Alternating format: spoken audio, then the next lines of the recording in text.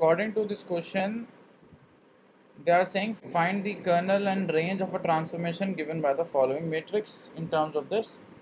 और कर्नल आ रहा है -231 और रेंज आ रहा है आपको ये.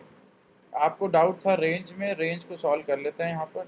Range of T basically it is images set होता है T of x1 x2 x3 such that x1 x2 x3 belongs to the domain R3. और यहाँ पर हमें मैट्रिक्स डिफाइन करना है 1 -1 5 अकॉर्डिंग टू द मैपिंग, -2 3 -13 3 -3 15. और यहाँ पर आप elements such that x1, x2, x3 belongs to R.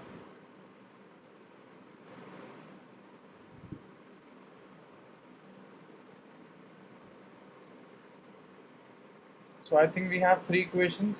तो एक काम कर सकते हैं, यहाँ पर हम इसको सॉल्व कर लें बिकॉज आपने कर्नल के लिए सॉल्व किया होगा. सो हमारे पास मैट्रिक्स है ये. बेसिकली हम क्या कहना चाह रहे हैं, हम ये कहना चाह रहे हैं कि हमें 3 वेक्टर्स गिवन है in terms of a matrix. In 3 vector से आपको देखना है कि कौन सा वेक्टर डिपेंडेंट है. तो उसके लिए बेस्ट ये होता है कि उसमें REF लगा दो और जिस कॉलम में पावट एलिमेंट नहीं आता वो डिपेंडेंट वेक्टर हो तो उसको हटाना पड़ेगा. सो -2 3 -13 3 -13 15. Just do one thing, apply the REF.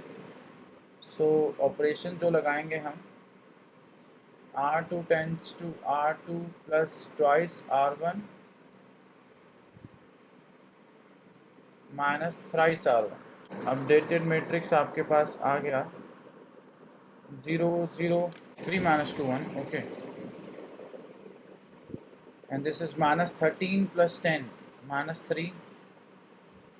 this minus thrice of this 0 and 15 -15 0.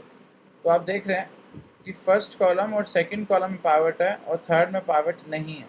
Third column की वजह से हम क्या बोलेंगे, x3 is a free variable. तो जो भी वैल्यूज आएंगी वो x3 की टर्म्स में आएंगी.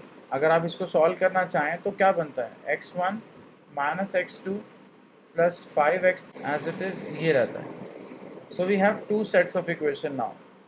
तो यहाँ से हम ये दिखाना चाहेंगे कि आपके थर्ड कॉलम में पाइवट नहीं आ रहा, दैट मीन्स थर्ड कॉलम. तो ये जो होगा, this forms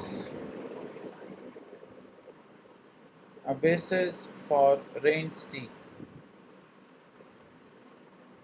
Therefore, dimension of range T is equals to 2.